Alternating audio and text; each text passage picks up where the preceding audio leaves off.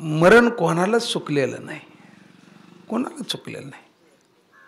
पण मरण एखाद्या योग्यासारखं असावं, एखाद्या साधूसारखं असावं. आणि ते योग्यासारखं किंवा साधूसारखं मरण यावं याच्याकरता फार मोठी साधना लागते. आणि साधना करायची म्हटली की साधनाची निवड सुद्धा करावी लागते. आपल्याला काय करायचंय हे देव नाही ठरवत, लक्षात घ्या. बऱ्याच लोकांना ही घाणेरडी सवय लागलेली आहे. पांडुरंगाच्या मनात आलं तर आम्ही जाऊ, देवाच्या मनात आलं तर होईल. अरे देवाच्या काय मनात यायचंय? देवाच्या करा नाही सांगितलेलं. देवाने तुम्हाला दारू प्यायलाही सांगितले नाही आणि उपवास करायलाही सांगितलं नाही. त्यांनी एवढं काम मोठं केलेलं आहे देवाने. तुला काय करायचं ते तू ठरव. तुला मी स्वातंत्र्य दिलेलं आहे. मी नेहमी बोलत असतो, माझ्या माऊली आणि तुकोबरायांची किंवा संतांची वचनं ही आयुष्यभर जरी ऐकत राहिलं ना, आयुष्यभर जरी ऐकत राहिलं तरी आपली स्थिती बिघडणार नाही. कदाचित परिस्थिती बिघडल. कशी बिघडल? आता तुम्ही प्रपंचात आहे तर प्रपंच नष्ट होऊन परमार्थाला लागाल, परिस्थिती बदलल. पण स्थिती मात्र बिघडत नाही, आपली अवस्था बिघडत नाही. आणि आपली अवस्था टिकून राहण्याकरता तर मनोनी ऐकावे वानावे त्याची सदा, याच्याकरता हे चाललेलं आहे सगळं. जीवनात कोणत्या ना कोणत्या प्रकाराने आपल्या जीवनात परमार्थ घडला पाहिजे, घडला पाहिजे. परमार्थाची साधना वेगवेगळ्या पद्धतीने वेगवेगळ्या ठिकाणी केली जाते, पण उद्देश एकच असतो. उद्देश काय? माणसाला मुक्त होण्याकरता, गती मिळण्याकरता त्याचा प्रयत्न असावा. इथं कर्माचं बंधन आहे, गुणांचं बंधन आहे, अनेक बंधनं सांगितले, संसाराचं बंधन आहे. या सगळ्या बंधनातून माणसाला मुक्त व्हायचं. जितकं तुम्ही चांगलं वागताय ना, तितकं तितकं तुम्ही तुमच्या परमगतीला जात असताय. म्हणून हे चांगलं आचरण कशा पद्धतीचं असावं? पहिली गोष्ट आहे निरपेक्ष असावं. नाथ महाराज वर्णन करतात, निरपेक्ष असावं. निरपेक्ष मुनीम, मुनीम म्हणजे सतत भजन करणारं असावं जीवन. शांत जीवन असावं, निर्वैर जीवन असावं, कुणाशी भांडण करू नये. आणि समदर्शन, या पाचच गोष्टी माणसाने जीवनात जगायच्यात. प्रत्येक संताने प्रत्येक ग्रंथामध्ये वेगवेगळ्या गोष्टी सांगितल्यात, पण उद्देश एकच आहे. काय? तुमचा उद्धार करून घेण्याचं सामर्थ्य तुमच्या हातात आहे. म्हणजे भगवान परमात्म्याचा आणि अर्जुनाचा संवाद आहे. 18व्या अध्यायामध्ये 61, 62 आणि 63 क्रमांकाचे श्लोक आहेत. त्याने सांगितलं की देवा, या सृष्टीमध्ये जेवढे जीव जन्माला आलेत त्यापैकी मनुष्य जीव हा बुद्धी प्रधान मला वाटतोय. मग सगळ्या माणसाची बुद्धी एकसारखी का नाही आहे? सगळी माणसं एकसारखं चांगलं का वागत नाहीये? त्यावर भगवान परमात्म्याने त्याला दिलेलं उत्तर फार सुंदर आहे. अर्जुना, या सगळ्यांना मीच निर्माण केलंय, पण एक गोष्ट माझी थोडीशी चुकल्यासारखी वाटते. कोणती? मी याला जन्माला घातला पण याला कर्माचं स्वातंत्र्य देऊन बसलो, हे चुकलं. याला जर कर्माच्या बाबतीत स्वतंत्र ठेवला नसता तर माणूस सरळच वागला असता, कारण देवाच्या इच्छेने त्याला वागता आलं असतं. देव म्हणाल तसं माणसं वागत नाहीत. देव म्हणाल तशी जर माणसं वागली असती आणि देवाने तशी त्याची सत्ता चालवली असती तर एका सेकंदाला माणसाला सरळ केलं असतं देवाने. आणि म्हणून भगवंताने अर्जुनाला सांगितलं, अर्जुना, तेथ जया जे कर्मसूत्र मांडून ठेविले स्वतंत्र आणि तो तीय गतीशी पात्र होची लागे. तो त्याच्या केलेल्या कर्मानुसार त्या गतीला जातो, एवढं मला माहिती आहे. आता त्याला गती कोणती पाहिजे हे मी नाही सांगणार, त्याने ठरवायचं त्याला कुठं जायचं आणि काय करायचं. प्रत्येक माणसाने स्वतः निवडायचंय आपल्याला काय करायचं आणि कुठं जायचंय. मग त्याच्यासाठी ह्या सगळ्या गोष्टीची निर्मिती, वेदाची निर्मिती, पुराणांची, शास्त्राची निर्मिती, उपनिषदांची निर्मिती ही कशासाठी केली की तुम्ही त्याचं अध्ययन करावं, अभ्यास करावा आणि मग तुम्ही जाणावं. कार्याकार्य विवेकी, शास्त्रेची करावी पारखी, अकृत्य कुडे लोकी वाळावेगा. तुम्हाला काय घ्यायचंय आणि काय सोडायचंय हे तुम्ही ठरवा. पण त्याच्यासाठी जर तुम्हाला घ्यायची आणि द्यायची अक्कल नसेल तर तुम्हाला शास्त्र पाहावं लागेल. आज तेच आहे जगामध्ये, तेच चाललंय. माणसाला काय करावं हे कळत नाही, काय करू नये हे कळत नाही. बारीक सारीक गोष्टीचा जर विचार केला तर आज माणसं इथपर्यंत पोचली आहेत की कोणती गोष्ट करताना ते आपल्या मनानुसार करत असतात, मनानुसार करतात. बरं, मनाला जे आवडतंय किंवा मनाला जे वाटतंय ते योग्य आहे का अयोग्य आहे हा निवाडा मनाने नाही दिलेला, तो शास्त्राने दिलेला आहे. कारण मनाला कधी कधी वाईट गोष्टी सुद्धा आवडतात म्हणून त्या कराव्यात का. मनाला कधी कधी चांगल्या गोष्टी आवडतात म्हणून त्या टाकून द्याव्यात का. मग त्याच्याकरता शास्त्र पाहिलं पाहिजे ना. मग आम्ही काय शास्त्र पाहिलं, जे जगाला विहित आहे ते कर्म आम्ही केलंच पाहिजे. मला जे विधायक आहे ते कर्म केलं पाहिजे आणि जे विघातक आहे त्याचा त्याग सर्वथैव केला पाहिजे. किती काही सांगू द्या, तुकाराम महाराज म्हणतात, जेने होय हित ते तू जानसी उचित. आता यालाच ज्ञानोबरांची ओवी आहे. म्हणून जे जे उचित आणि अवसरे करुणी प्राप्त ते कर्म हेतुरहित आचर्य. तू असं कर्म कर की जे योग्य आहे. उचित म्हणजे योग्य आहे आणि ते योग्य कर्म वेळेवर पार पाड. अवसरे करुणी प्राप्त. काही माणसं कामं चांगली आहेत पण ती वेळेवर न केल्यामुळे दुःखी आहेत. कर्म चांगलं आहे पण ते वेळेवर न केल्यामुळं आज समाजात माणसं दुःखी आहेत. आणि म्हणून योग्य कर्म योग्य वेळेला पार पाडलं तर त्याच्यासारखा सुखी या जगात कुणीच नाहीये, कुणीच नाहीये. आणि म्हणून माणसाला जगण्याचं स्वातंत्र्य नाही दिलं पण मरेपर्यंत कर्म करण्याचं स्वातंत्र्य दिलं. देव इतका चतुर आहे, माणसाने किती दिवस जगायचंय हे देवाने आपल्या हातात ठेवून घेतलंय.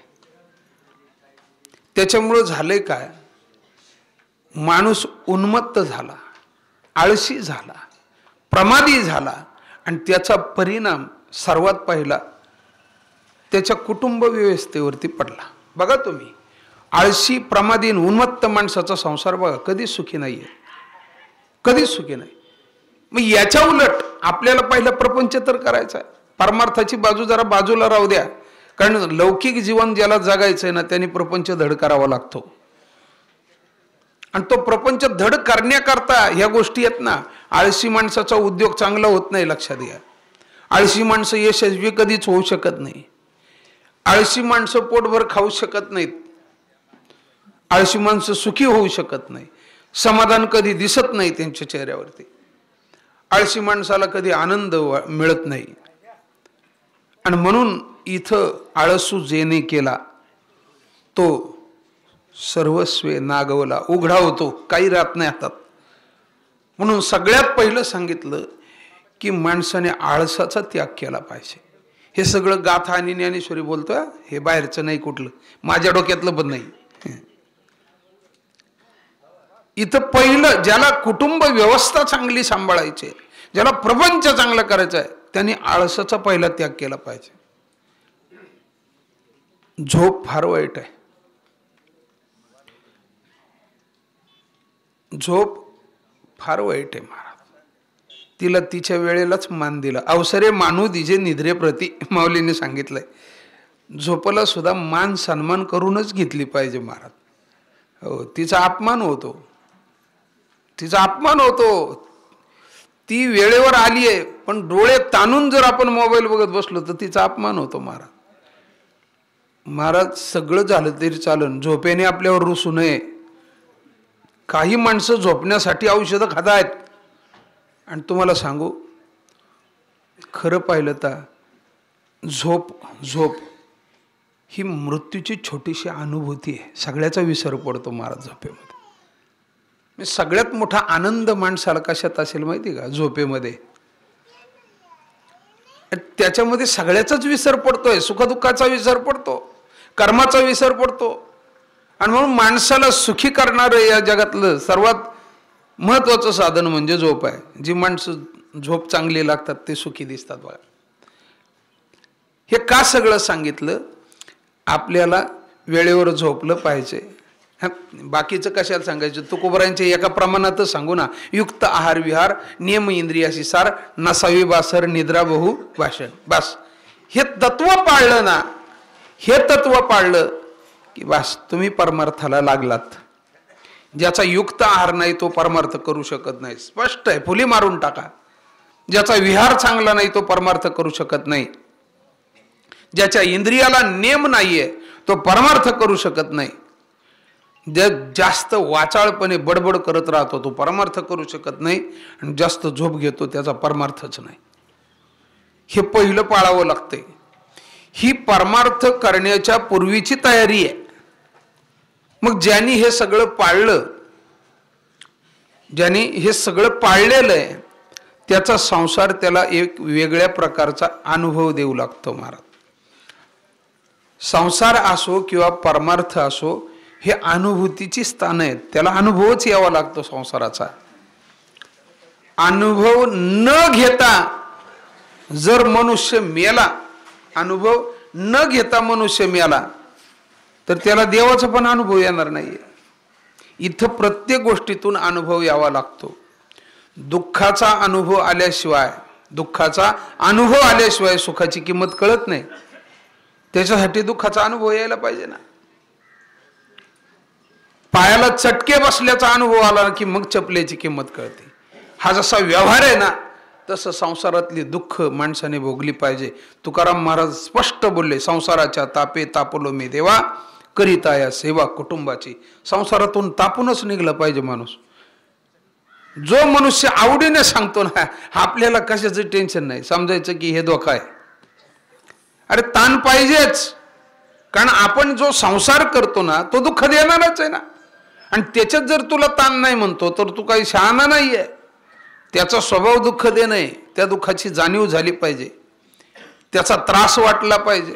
हा तुकाराम महाराजांना त्रास वाटला म्हणून त्यांनी आपली लाईन बदलली. तुम्ही जर म्हणत असेल हो फार चांगलं चाललंय आपलं संसारात, समजायचं तुम्हाला लाईन सापडलेली नाही अजून. संसार हे साधन आहे आणि साधनात जर अडकून पडला तर साध्य कसं काय प्राप्त होणार आहे. म्हणून मला याच्यातून बाहेर निघायचंय आणि बाहेर निघण्याकरता दुसरी कोणाची गरज नाही. तुझंच कर्म, तुझंच कर्तव्य तुला बाहेर पाडणार आहे. तुकोबरायांनी निर्वाळा दिला, बाहेर पडिलो आपुल्या कर्तव्ये, संसाराशी जीवे वेटाळिलो. अरे वेढा मारून घेतलाय संसाराने माणसाला, वेढा मारून घेतला. कल्पना करा 105 वर्षाचं आयुष्य. मी जास्त ह्या भागात आलो की म्हातारीला भेटायला यायचो. खास माझी भेट. आणि मग काही नाही, फक्त हातात हात घ्यायचा आणि 2 शब्द बोललं की बरोबर ओळखायचे. काकडे महाराज दिसत नव्हतं पण आवाज ओळखायचे. मी एकदा म्हटलं तुला काय माहिती तू 100 वर्षाची झाली, कारण 100 वर्षाची झाली तेव्हा माझंच कीर्तन होतं शताब्दीचं. तुला काय माहिती, तू काय लिहून ठेवलं, शाळा शिकली का? तिचं आपलं बोलणं, आम्ही कशाची शाळा शिकलो आणि कशाचं काय, काड्या कोड्या गवत गोळा करायचं काम केलेलं, कष्ट करायचं, कसली पाटीन कसलं दप्तर, आणि हे आता झालं तुमचं. म्हटले तुम्ही शिकले तुम्हाला कळते, आम्हाला काय कळते. एक क्षण असा विचार केला तुम्हाला जे कळत नाही तेच आम्हाला अजून कळलं नाही. या लोकांना जे कळलं नाही ना, कळत नाही, तेच आम्हाला अजून कळलं नाही. ते जर आम्हाला कळलं असतं तर कदाचित आम्ही सुद्धा 105 वर्ष जगू ना पुढं. नाही ना कळत काय करावं ते. हे का सगळं सांगितलंय मी की मला त्या मूळ मुद्द्यावर यायचंय. असा कोणता मनुष्य आहे भगवान सांगतात की मृत्यू सर्वहरस्याहम उद्भवश्य भविष्यताम. मृत्यू हे माझं स्वरूप आहे. आणि सांग बरं कोणाला मृत्यू उद्भवणार नाही? असा कोण आहे का त्याला मृत्यू येणार नाही, मरण येणार नाही असा माणूस मला या जगात दाखव. अरे मरण सगळ्यालाच येणार आहे. मग मरण सगळ्याला येणार आहे तर तयारी काय केली आपण?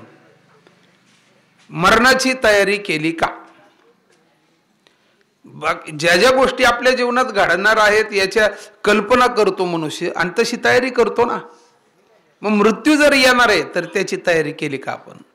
भगवंताने सांगितलं मृत्यूची तयारी कशी करायची. 8व्या अध्यायात फार सुंदर वर्णन केलंय. तेवी सदभ्यासे निरंतर चित्ताशी परमपुरुषाची मोहर लावी मग शरीर जावा त्वरा हो. कर ना तयारी जरा. कशासाठी? मरायसाठी तयारी कर. मी त्या कबीराचे दोहे वाचले, फार सुंदर लिहिलंय. त्यांनी सांगितलं की माणसं उद्या जगणार आहेत का मरणार याचा विचार नाही करत, महिन्याचं राशन घेऊन येतात. त्या माणसाला कबीराने विचारलं की हे काय एवढं गाठोडं? त्यांनी सांगितलं 1 महिना लागणार आहे ना आपल्याला खायला. ते म्हटले तुला काय माहिती तू 1 महिना जगणार आहे म्हणून? नाही म्हटला दर महिन्याला आम्ही आणत असतो. ते म्हटले मग एक काम कर ना, किती माणसं घरात आहे? ते म्हटले 10 माणसं आहे. अरे 10 माणसाला मडकी गाडगी ते बांबू सगळं लागणार आहे, सुतळी आणून ठेव ना, परत ताप नको. लागणारी वस्तू आणली पाहिजे का नाही? आणली पाहिजे का नाही? आपल्याला साबणं किती लागतात ते ठरलेलं असतं महिन्याला, एवढी साबणं. जे लागतं ते माणूस घेऊन येतो. मग असा कोणता माणूस आहे ज्याला बांबू सुतळी कापड लागणार नाही? दाखव बरं. सगळ्याला लागतं का नाही? मग बसल्यापैकी सगळ्यांनी माझ्या सकट ठरवू. आपण घरी गेलं की आपल्या माणसांची यादी करायची, तेवढं सामान आणून ठेवायचं. परत ताप नको. सांगता येत नाही पुढं आपल्या वेळेला मडकी मिळतील का नाही. आता ते पण बनवणारे राहिले नाहीत. हे नवल आहे. तुकाराम महाराज म्हणतात तुका म्हणे मज वाटते नवल. मी हे माझे बोल ऐकून या. वाटलं पाहिजे मला, नको त्या गोष्टीचं नवल वाटतं. तुकोबाराय म्हणतात की आयुष्यभर हे सगळं उठारेटा चाललंय कशासाठी? झोपा नाहीत माणसांना. मग एवढं सगळं उभं करतो. तुकाराम महाराज म्हणतात माझ्या दृष्टीने तेच नवल आहे. अरे एवढं सगळं केलं. बघा तुम्ही, माणूस सुखाचा उपभोग घेण्याकरता ही सगळी परिस्थिती निर्माण करतो, पैसा कमव हे सगळं उभं करतोय. पण दुर्दैव असं आहे बरंच आयुष्य म्हणजे जवळजवळ वयाच्या 40 पर्यंत, बघा तुम्ही वयाच्या 40 पर्यंत संपत्ती जे काय असेल ते धन हे सगळं जमा करतो तो. आणि नेमकं त्याचा उपभोग घ्यायची वेळ येते आणि शरीरातली ताकद कमी होत जाते. हे ते माऊलींनी जे सांगितलंय ना, मग तया आपाव थोर आहे जेने ते हातीचे जाये आणि प्राप्तहीन लाहे बोग बघू. का बरं? कारण त्या वयामध्ये, तारुण्याच्या वयामध्ये, त्या काळात तू परमार्थ साधना किती केली. म्हणून तुकोबारांनी शिक्का मारला करसी देवावीन आस अवघी होईल निराश तृष्णा वाढवीसी बहुवस कधी सुखास न पोवशी. मेला तरी तुला सुख मिळणार नाही गड्या. काय करायचं ते कर. तू किती करून ठेव, किती जमून ठेव, ते भोगायला तू शिल्लक राहणार नाही. म्हणून श्रद्धांजली वाहणारे हुशार असतात. एवढं सगळं त्यांनी निर्माण केलं, पण त्या सुखाचा उपभोग घ्यायला आज ते इथं नाही आहेत. कसे राहतील कसे? कारण आयुष्य गेले वायावीन थोर झाली नागवण. अरे म्हणून हे सुख डोळ्याने पाहता आलं पाहिजे. मी तर म्हणतो आयुष्य जास्त जगलेली माणसं आहेत ना, निवांत बसून विचार करत असतील. मग आपण कधी आपल्याला वेळच मिळत नाही विचार करायला. जी सुज्ञ माणसं असतात ना, तुकाराम महाराज म्हणतात एकांतात बसून शांत विचार करतात. कशाचा विचार करतात? ती खरी आनंदी आहेत. त्यांच्या चेहऱ्यावरचा भाव कधीच बदलत नाही. का आनंदी आहेत? कारण मी यथार्थ माझ्या जीवनाचा उपभोग घेतलेला आहे. मला आता काही करणे राहिलं नाही. सुज्ञ माणूस विचार काय करतो, जर माझी इंद्रिय प्रबळ राहिली नाहीत तर मला इंद्रियाच्या कडून मिळणारा जो भोग आहे तो भोगण्याची इच्छा का करू मी. तुम्हाला सोपं सांगू का अजून, ज्याच्या तोंडात दात नाही ना त्याने फुटाण्याच्या हातगडी पुढे उभं राहायचं नाही. आता कळलं का. आपलं कामच नाही आणि त्यालाही शिव्या द्यायच्या. अरे तुझे दात धड नाही त्याला शिव्या देऊन काय करतो. काय होतं, ते मडकं लावलेलं असतं, धुराड चाललेलं असतं, चांगलं खरपूस वास येत असतो, इच्छा होते पण इंद्रिय पाठव्य नाही. याला म्हणतात करसी देवाविन आस, अवघी होईल निराश, तृष्णा वाढवेसी बोवस. तुझी इच्छा झाली, वाढली इच्छा, पण उपयोग काय, कधी सुखास न पावसी, कधी सुख मिळणार नाही. मग माझं सुख जे आहे ते बाह्य वस्तूवर, बाह्य जगतावर का अवलंबून असावं, का अवलंबून असावं. आणि म्हणून माझी सुखाची जी वस्तू आहे ना ती माझ्या आतमध्येच आहे, ती मला कळली पाहिजे. आणि म्हणून ज्ञानोबा म्हणतात आत्मसुखाची गोडी लागली पाहिजे. महाराज, आत्मसुखाची गोडी ज्या माणसाला लागली ना, हे त्यालाच असं म्हणतात काय, ब्रह्मरस गोडी तयासी फावली, वासना निमाली समोर ज्याची. बाह्य जगाचा, लोकाचा तो विचारच करत नाही, स्वतःचा. तुकाराम महाराज स्पष्ट म्हणतात, आपुला विचार करीन जीवासी, काय त्या जनाशी चाडमच. मृत्यू सगळ्यांना उद्भवणार आहे, मी माझी तयारी करतो. सकाळी दंद्रेबुवाचा हात धरला, मी म्हटलो काय गार आहे, काय गार आहे. म्हटलं कस काय, एवढी थंडी, बर्फासारखे गार पडले. माझं नाही हात तेवढा गार. का गार नाही, मी माझी सोय केली आहे ना. थंडी सगळ्यासाठी सारखी आहे बुवा, पण मी गाडीत हिटर लावल्यामुळे माझा हात गार पडलाच नाही. कानाला बांधलं, थंडी गेली. आपली सोय आपण केली की बाहेरची सृष्टी आपल्यावर परिणाम करू शकत नाही. महाराज, कोण म्हणतं संसार दुःख देईल, तू तुझी सोय कर ना. मग तेने होय संसार सुखाचा हे म्हणणारे तुकोबर आहे. मग कशाने संसार सुखाचा होईल, कशाने थंडी जाईल, हे कोणाला कळतं. जे स्वेटरची किंमत विचारतं त्यालाच कळतं की थंडी कशाने जाईल. ते जे त्या दुकानातच जात नाही तिकडे गेलं पाहिजे ना. ज्याने साधना विचारली पाहिजे, म्हणजे सत्संग केला पाहिजे, नामस्मरण केलं पाहिजे, नेमकं संसारातल्या दुःखावरती उपाय काय याचा शोध केला पाहिजे. महाराज, हे चोखोबरायांनी फार सुंदर वर्णन केले. संसार सुखाचा होईल निर्धार, नामाचा गजर सर्व काळ, सुखाचे हे नाम आवडीने गावे, वाचे आळवावे विठोबाशी. आवडी धरोणी वाचे म्हणे हरी हरी, म्हणत असे महारी चुकी अशी.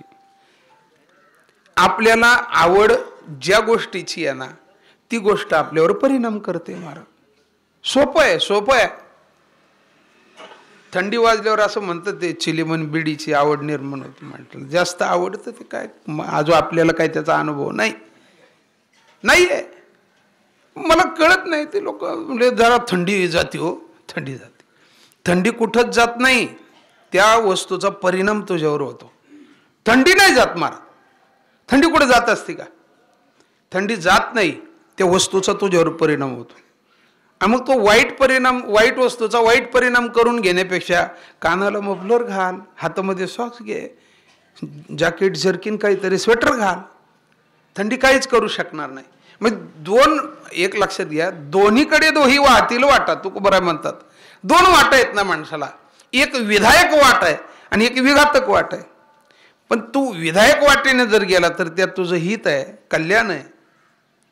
आणि जर विघातक वाटेने गेला तर तुझा घात आहे, तुझी अधोगती आहे. आणि हे कुणी ठरवायचं आहे. नाही म्हटले, ते म्हटले एक झटका मारा. अरे त्यांनी सांगितलं, पण तुला अक्कल पाहिजे ना. गती अधोगती, मनाची युक्ती, मन लावा एकांती, साधू संगे, एवढं जर महाराजांनी स्पष्ट सांगितलंय, तुझ्या हातात आहे, तुझ्या हातात आहे. तुझा उद्धार करून घ्यायचा का तुला अधोगतीला न्यायचं हे तुझ्या हातात आहे. आणि मी ठरवलंय, माझी साधना निवडली. काय साधना निवडली, भगवंत सांगतात अर्जुनाला, अर्जुना अरे मृत्यू भविष्यात उद्भवणार आहे, मृत्यू सर्व हरस्याहम, सर्वांच्या प्राणाचं हरण करणारा मृत्यू आहे, असा सरळ अर्थ आहे. उद्भवस्य भविष्यताम, आज त्यांना आला, उद्या आपल्याला येणार आहे, परवा अजून कोणाला येणार आहे, सगळ्याला मरण येणारच आहे. पण मरणाची तयारी काय केली सांग, काय काय तयारी करावी लागते, आणि तयारी केली तर त्याचा परिणाम काय होतो. एक 2-3 ओव्या फार सुंदर आहेत माऊलीच्या. पहिली ओवी माऊली सांगतात की तेवी सदभ्यासी निरंतर, चित्ताशी परमपुरुषाची मोहर लावी, मग शरीर जावो अथवा राहो. आपल्या जीवनात सदभ्यास, त्याचे 2 अर्थ आहे. सदभ्यास म्हणजे चांगला अभ्यास, आणि सदभ्यास म्हणजे सद्वस्तूचा अभ्यास, जिचा कधीच नाश होत नाही त्याचा अभ्यास. म्हणजे चांगल्या गोष्टीचा अभ्यास आपल्या जीवनात घडला पाहिजे. आणि त्याकरता परमपुरुषाची मोहर, आपल्यापेक्षा परम म्हणजे श्रेष्ठ, मग आपल्यापेक्षा श्रेष्ठ कोण आहे, संत आहेत, भगवंत आहे, त्यांची मोहर म्हणजे झालर आपल्या जीवनाला लावली पाहिजे. नाही म्हटले आपल्याला काय तशी आवश्यकता भासली नाही, आपलं सगळं व्यवस्थित आहे, खूप पसारा आहे आपला. अरे पसारा किती असू दे, झालर बघा तुम्ही, आता मंडप जर असेल ना, मंडप किती मोठा आहे, त्याला मजा नाही. त्याला जर झालर लावली ना तर त्या मंडपाला मजाच नाही.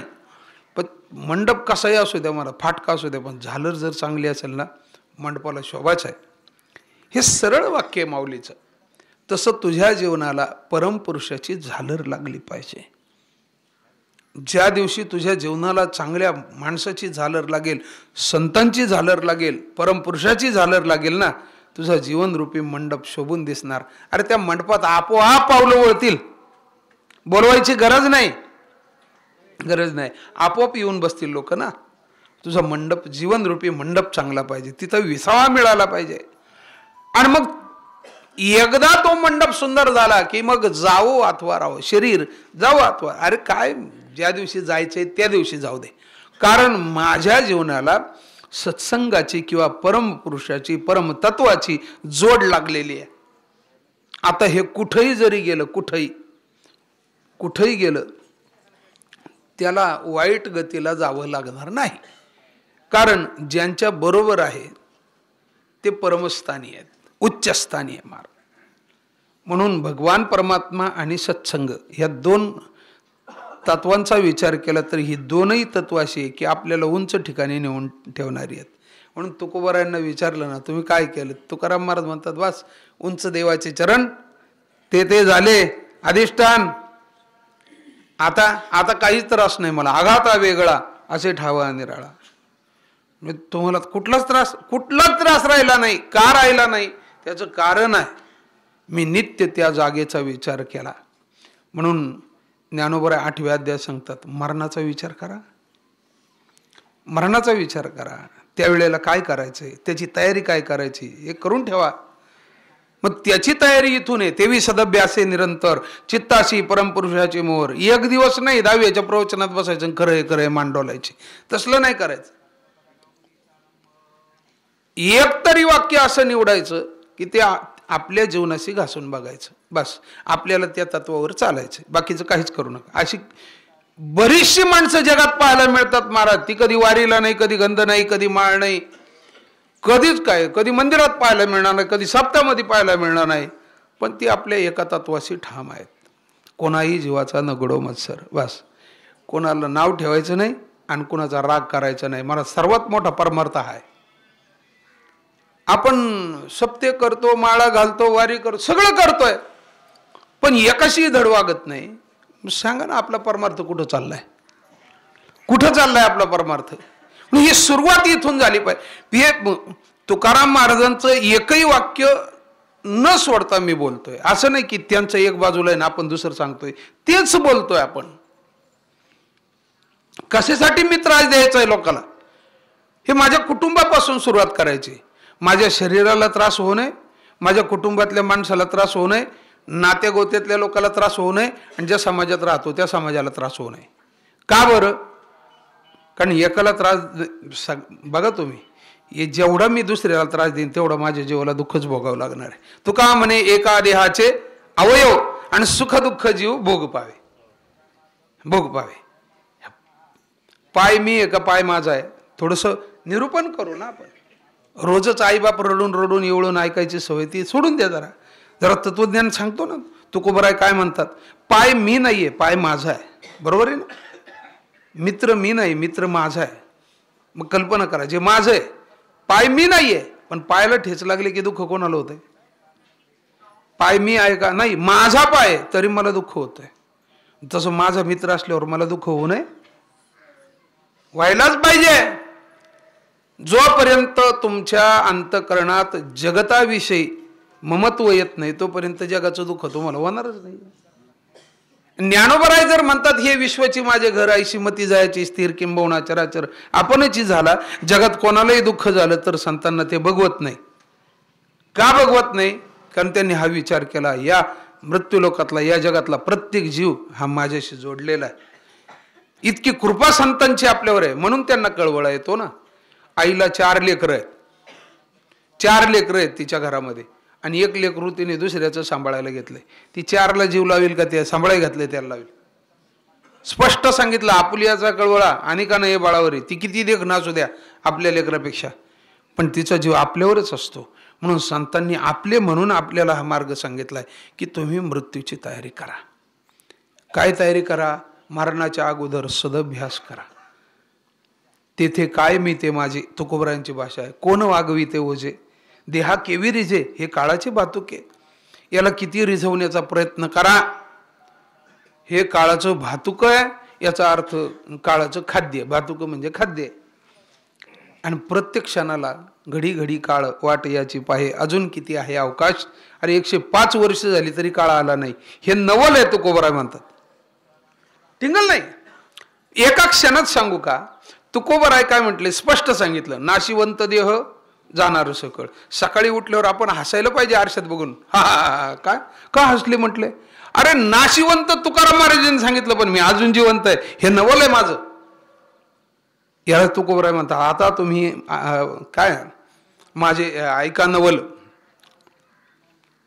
तुकोबराय म्हणतात, आता तुम्ही पहा आमुचे नवल, आमचं नवल पहा. नाहीतर बोल वायावीन, नाहीतर माझा शब्द खोटा आहे असं मानतो मी. कारण भगवंताने सांगितलं, तू जन्माला आला, मरण तुझ्या बरोबर आहे, मरण तुला खाणार आहे, आणि तुझा देह नाशिवंत आहे. तरी दुसऱ्या दिवशी सकाळी उठून बाजारात आहे, समजायचं आज नवल आहे आजचं. आणि हे नवल तुकाराम महाराजांनी व्यक्त केलंय बघा, खरंच व्यक्त केलं. काय म्हणले तुकोबराय, बरवे झाले आजीवरी, नाही पडिलो मृत्यूच्या आहारी, वाचोनी आलो येतवरी. अरे मी वाचलो कस काय? जर मरणार आहे तर वाचलं कस काय? अमर आहे तर त्याचं नवल काय करायचं बा? जे मरणारच नाही त्याचं काय नवल आहे? पण मरणारं शरीर घेऊन मी फिरतोय, हे नवल आहे. ते हरी तुम्हा समर्पण, माझं आयुष्य तुला समर्पण केलंय. महाराज, तुम्ही ज्याच्याकडे वस्तू सांभाळायला देतं ना, तो जर भक्कम असेल तर वस्तू नीट सांभाळतो. बघा तुम्ही, हे 105 वर्षाचं आयुष्य मिळणं, याचा अर्थ आम्ही जे तुकोबरायांची भाषा आहे, तुकोबरायांचं ऐकलंय आम्ही. तुका म्हणे घालू तयावरी भार, त्याच्यावर भार घातला, तो ठरविल ना काय करायचं. तुका म्हणे भार घातली यावरी, होईल काही वर येणार आहे. कितीतरी प्रमाण देता येतील. म्हणून ईश्वंभराची लागलो सांभाळी, ही जी तुकोबरायांची भाषा आहे. कसं काय तुकाराम महाराज, विश्वंभराच्या सांभाळात तुम्ही आहात असं म्हणतात. काय ईश्वर सांभाळतो? तुकोबरायांनी सांगितलं, पायात चप्पल नसली तरी काटा मोडू दिला नाही, हे त्याचं सांभाळणं आहे. त्यालाच म्हणतात देव राखी तया मारील कोण, न मोडे काटा हिंडता वन. तुकोबरायांची भाषा आहे. आणि इथं बुटातून आतमध्ये जातोय खेळा. गेला कसं काय? खेळा नाही गेला, तू त्याच्यावर पाय दिला. ते म्हटले देव आम्हाला अशी बुद्धी देतो की तिथं पाय टाकू नको. हे शास्त्र आहे जगण्याची, ही कला आहे महाराज. ही कला ज्याला जमली ना, ही कला ज्याला जमली ना, बस आमचं काम झालं. आणि ती कला जगण्याकरता, ती कला आपल्या जीवनात आत्मसात करण्याकरता हे सुज्ञ किंवा शास्त्राचं पठन केलेले साधू संत ऋषी मुनी यांच्या मार्गाने चालणं म्हणजे त्यांच्या विचारावर पाऊल देऊन आपण चालणं. आणि त्याला तुकाराम महाराजांनी जर शिक्का मारला की न पडे गुंता कोठे काही, कुठंच अडचण येणार नाही ना. काय प्रमाणे मार्ग दावून गेले आधी दयानिधी संत ते तेनेची पंथे. त्या मार्गाने तुम्ही चालले, न पुढे गुंता. अरे त्यांनी मार्ग चांगला करून ठेवलाय ना. म्हणून आपल्या जीवनात मार्गदर्शक चांगला पाहिजे. आज तुकोबाराय अभंगाच्या रूपाने आपले मार्गदर्शक आहे. आपल्याला काय माहिती येताना, आता मी तिकडून आलो ना, बघितलं, मला मोबाईलने सांगितलं हे 52 किलोमीटर आहे. कोण सांगतंय? माझा मार्गदर्शक तो आहे. बरं इकडून जायचं म्हटलं तर मला लोकांना विचारायची गरज नाही, त्याच्यावर सर्च केलं, मॅप टाकलं की ते बरोबर नेतंय मला. मग मला सांगा, ह्या मृत्यूलोकामध्ये व्यवहारातला प्रवास मला करायचंय तर मला माझं सांगतंय ना, काय साधन आहे ते वस्तू सांगते ना, असं जा. मग ज्याला आयुष्यातला आपल्या जीवनाचा प्रवास उत्तम करायचा आहे, तुकोबारायांचा मॅप, तुकोबारायांचे अभंग मार्गदर्शक आहेत. कसं जीवन जगावं, कुठं जायचंय तुला, इकडं जायचं, इकडं जायचं तर मग असं जा सांगतात तुकाराम महाराज. माणसं आजही हो. आमच्या बाळशीराम महाराजांनी फोन केला, म्हणजे महाराज आई गेली बरं का. आणि तिथे इतकं आनंदात सांगितलं महाराज, इतकं खरंच आनंदात सांगितलं. अरे वा, मी तर पहिला शब्द आहे, अरे वा फार छान झालं. म्हणजे आई गेली हे छान झालं असं म्हणण्याचं का विचार करायचा आहे. कारण त्या बाईने बिचारीने कधी दुःखच मांडलं नाही, कधीच मांडलं नाही. कधी मी बऱ्याच वेळा या इकडं आल्यानंतर पहिले तिला भेटलेलो. हे अरे वा म्हणण्याचं कारण काय, कारण तिला जर त्रास असता तर तिने कधीतरी आपलं कानात सांगितलं असतं ना, तुम्ही बाजूला गेलं पोरग त्रास देतंय किंवा मला जगायचा कटाळा आला. कधीच नाही. तिचं एकच वाक्य, त्याला जावा न्यायचं दावा नेईल. तोपर्यंत आपलं हरी हरी करीत बसायचं. ती गळ्यातली माळ ते, आणि ह्या साडीवरचा फोटो आहे माझ्याकडं. तिच्या गळ्यात हात टाकून बसलो. बऱ्याच जणांनी मला विचारलं तुमची आजी अजून आहे का, म्हणलं आहे. होतं काय माहिती का, तुकाराम महाराज म्हणतात, हे गाये नाचे उडे आपुलिया छंदे मनाच्या आनंदे आवडीने, ही जी अवस्था आहे ना, ही फार महत्वाची आहे. त्याच्यासाठी संतांच्या संगतीत, म्हणजे संतांच्या विचारांच्या संगतीत राहावं लागतं. आज तुकाराम महाराज नाहीये, पण त्यांच्या विचारांच्या संगतीत आपण राहिलो ना की आपलं मन स्वच्छंदी होतं, महाराज आनंदी होतं. आपल्या मस्तीत आपण क्रीडा करतो, लीला करतो. आणि एक वाक्य बोलतो. आता इथं महाराज मंडळी बसलेली आहेत, माझा काही एवढा अभ्यास नाही तो, पण तरी सुद्धा एक वाक्य बोलतो. माझे तुकोबाराय काय म्हणतात माहिती आहे का, काही माणसं जगात असतात, अशी असतात की ते जसं वागतात ना त्याला नीती म्हणतात. जसं वागतात ते त्याला नीती म्हणतात. आणि काही माणसं अशी असतात नीती पाहून वागतात. जे नीतीला पाहून वागतात ना, जे नीती बघून वागतात त्यांना माणसं म्हणतात. पण काहींच्या वागण्याला नीती म्हणतात, ते संत असतात महाराज. त्यांच्याकडे बघून असं वाटतं अरे वा काय महात्मा आहे. आणि म्हणून संतांसारखं जीवन जगणारी, आता ते कावळा एकदा शिवलं की आमच्या याला काही किंमत राहत, कोण ऐकतो तुमचं. हे तुकाराम महाराजांच्या गाथीतलं एक वाक्य सांगतो, संपवतं. आता काही खरं नाही. तुकाराम महाराज म्हणतात, दुबळा माणूस झाला की त्याचं कोणी ऐकत नाही मन लावून. आणि आमचं दुबळे पण काय माहिती का, आमची सगळी ताकद संपती. कावळा शिवला की आमची ताकद संपली, आम्ही चित झालो. मग चला शेवट करूया. फार गोड चिंतन. असं वाटलं होतं अजून अर्धा तास कावळ्याने स्पर्श करू नये, पण ती म्हातारी सुद्धा इतकी हुशार आहे, तिच्या मनासारखं चाललंय, ती कशाला दम खाईल. ती विचारी जाते तू बस कवर पण गाथा घेऊ. चला शेवट करू. भगवान परमात्मा सांगतात की नीतीने जगणं आहे. आपलं आचरण ही जगाकरता नीती झाली पाहिजे महाराज. हो, मी कसं वागायचंय नाही, मी जसं वागलो ना तसं जग वागलं पाहिजे. ती माझी खरी तत्व पहिलं बाहेर निघतं. आणि मग माणसं म्हणतात जीव गेला. जीव हा वायू रूपाने जातो, लक्षात घ्या. दुसरं अग्नितत्व शरीरातून बाहेर निघतं. तिसरं जे आकाश तत्व बाहेर निघतं. 4 क्रमांकाला जलतत्व बाहेर निघतं, म्हणजे रक्त वगैरे सगळं बाहेर निघतं. आणि 5व्या क्रमांकाला पृथ्वी तत्व राहतं. तिथंच महाराज म्हणतात शरीराची होय माती. म्हणजे पंचमहाभूताचं शरीर पंचमहाभूतामध्ये विलीन होतं. राहिला प्रश्न आत्म्याचा. आत्म्याला त्याने केलेल्या कर्मानुसारच गतीला जावं लागतं. म्हणून त्या परम माऊलीच्या हाताने जे जे कर्म झालं त्या कर्मानुसार भगवंताने तिला गती प्राप्त करून द्यावी, एवढी भगवंत चरणी प्रार्थना करून माझ्या वाणीला पूर्णविराम देतो. पुंडलिक वरदे हरिविठ्ठल श्री ज्ञानदेव पंढरीनाथ भगवान मौली ज्ञानेश्वर महाराज की जय. जगद्गुरु संत तुकाराम महाराज की जय. विठ्ठल विठ्ठल विठ्ठल विठ्ठल. चला, प्रवचन रूपी सेवेच्या माध्यमातून सुंदर असं निरूपण केलं. आपले मौलिक आणि उद्बोधक